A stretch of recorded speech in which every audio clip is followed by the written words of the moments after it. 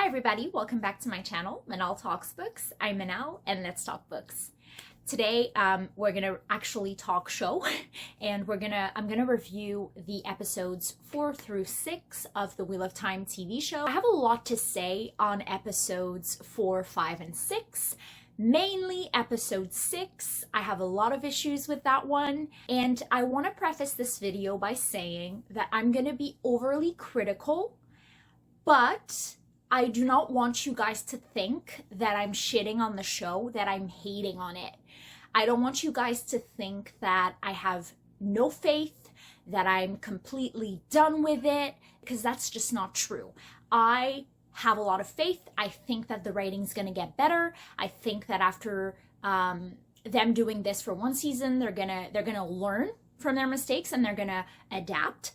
Hopefully, I am hopeful. And I think that season 2 will be much better. They're gonna get the hang of this.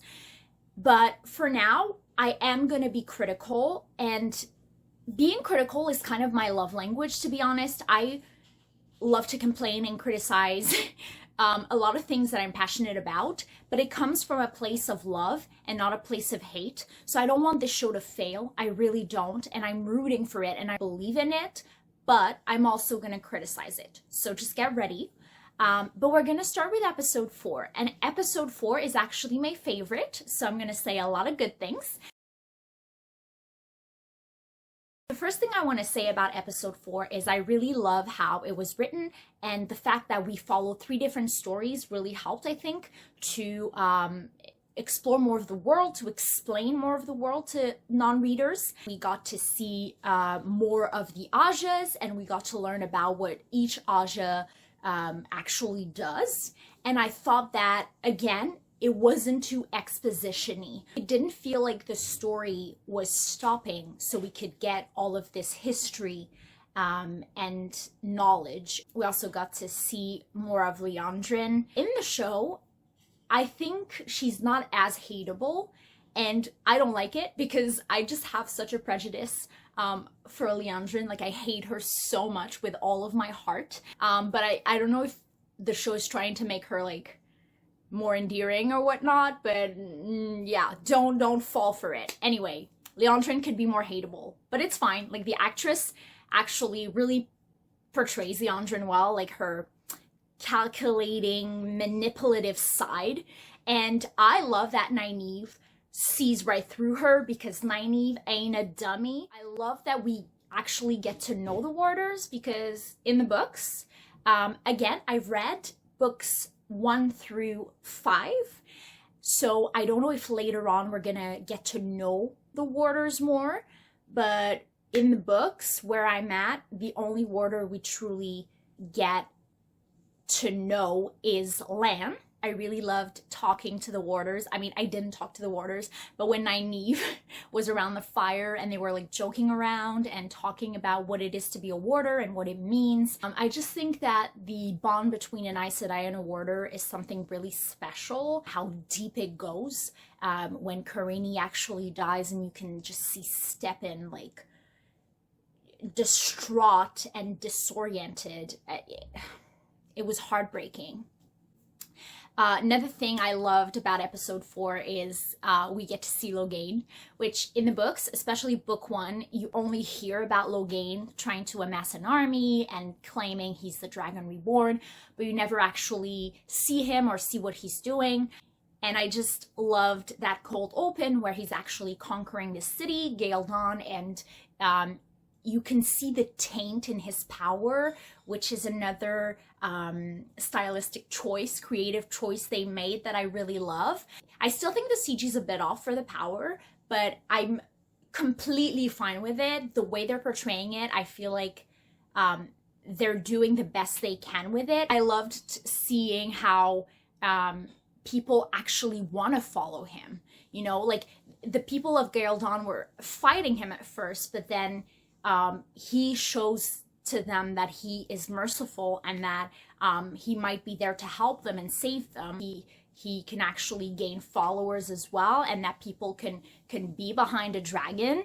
Now, jumping back to the end when Logain was actually gentled, I just thought it was really sad and I loved seeing the toll it takes on him when you see him cry and you see like everything just coming out of him. You can really sympathize with him in that moment, because I feel like they did a good job of showing the way the power is sort of a part of you, and when you lose it, you lose a part of yourself. And that made us feel empathy for Logain at the end when he lost everything. Okay, that leads me to talking about Nynaeve's power, Nynaeve's explosion of power. I loved seeing that, and I was waiting for it. Nynaeve is really powerful, and that's true to the books. Seeing it was really awesome because I love Nynaeve. Again, I will reiterate that. When Lan was like sliced open, I was like, what are they trying to do right now? Like for a second I was scared, but then I was like, oh, Nynaeve's gonna get pissed. Also, we get to see her and Lan interact more, which is great, something that's been missing from the books. I've said this in the first video. I was talking about how I can't wait to see the development of their relationship, and so far I am super happy. You can see that they are developing feelings, that they each care about one another and that they respect one another. There's the big like fight. I'll have to say that the fight was kind of disorganized, which is dumb of me to say because I mean fighting is chaos, but I just felt like you couldn't really tell what was going on during that fighting. I don't know, it was all over the place, and the setting for the fight was just weird. And anyway, like I don't really mind, and I'm not an expert in cinematography or filming or choreography or whatever, so like I'm not really gonna go into all that, but I just thought that fighting in the forest with all the explosions and everything going on, it was just kind of all over the place, but still badass. Like seeing the Aes Sedai and the Warders fight, I love it. I love it. Give me more of that. Let's talk about Perrin and Egwene with the Tinkers. Having read the books, I know who the Tinkers are and what their philosophy is and about the way of belief. In the books, I'm really frustrated with the Tinkers, and I think that their ideology is kind of naive and stupid, because in my mind, violence is bad, but you gotta use it for self-defense at least. The way it was explained in the show, I really liked, and I understand where they're coming from more. The way Isla explains it, it doesn't feel ridiculous that she believes that. It doesn't feel naive, even though I will never agree. But I just thought it was beautiful the way Isla put it. But yeah, so like having Perrin, who has used weapons, interacting with Isla, who's explaining why violence isn't a solution, was just really nice to see. I want to talk about Egwene. I forgot to talk about her during episodes 1 through 3. I don't know how. I'm really mad at myself, but I'm glad I kept it for this review. So Egwene, in the books, some people really hate Egwene, some people really love Egwene. Egwene has a great arc, and Egwene is frustrating and annoying and childish and immature and hypocritical and irrational, etc. But I love getting annoyed with Egwene in the books. That's one of my favorite things. I like seeing childish Egwene in the books because I just know that she's gonna grow and develop, and I've been spoiled on where Egwene ends up by the end of the series. So like I know the big, like, what her arc is. And to me, knowing about annoying, irrational, childish, immature Egwene from the beginning and where she's gonna end up, I'm like, I can't wait to see the development in the show. She's very much rational and very much mature, and just not as annoying and hateable, and it's frustrating me. It's like the reverse. I'm like, give me annoying Egwene. Maybe that's an unpopular opinion, but I'm like, what's gonna be her development? Because right now I'm not seeing, Egwene is not interesting to me. She's just a girl who has all this ambition, which is Egwene. I mean, Egwene has a lot of ambition and wants more for her life, even in the books, and she's always like, I don't know, feeling superior and just wants to be an Aes Sedai, wisdom and whatever, and that's just very much Egwene. She's driven, but she isn't, in the show,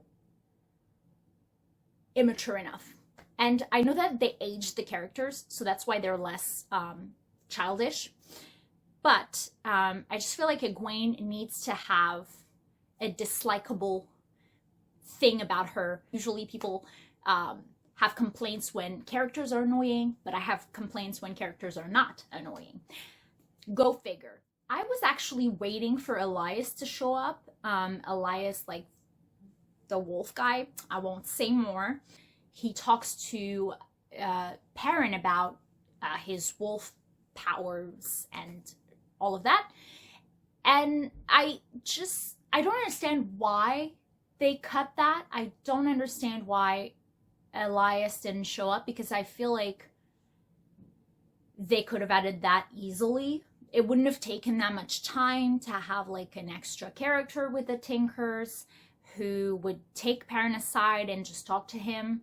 Are they gonna have Elyas show up later on?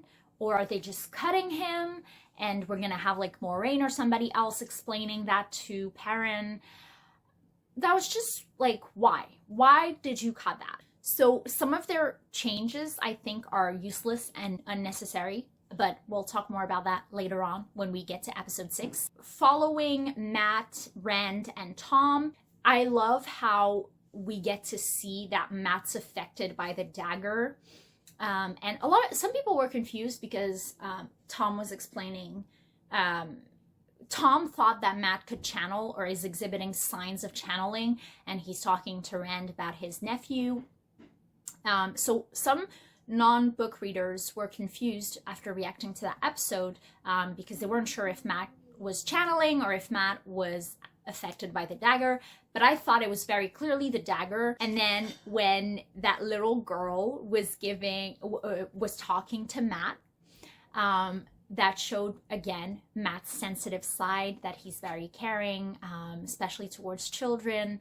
And when she wanted to give him her doll, Birgitte, the foreshadowing, guys, I can't wait. Just hyped me up so much.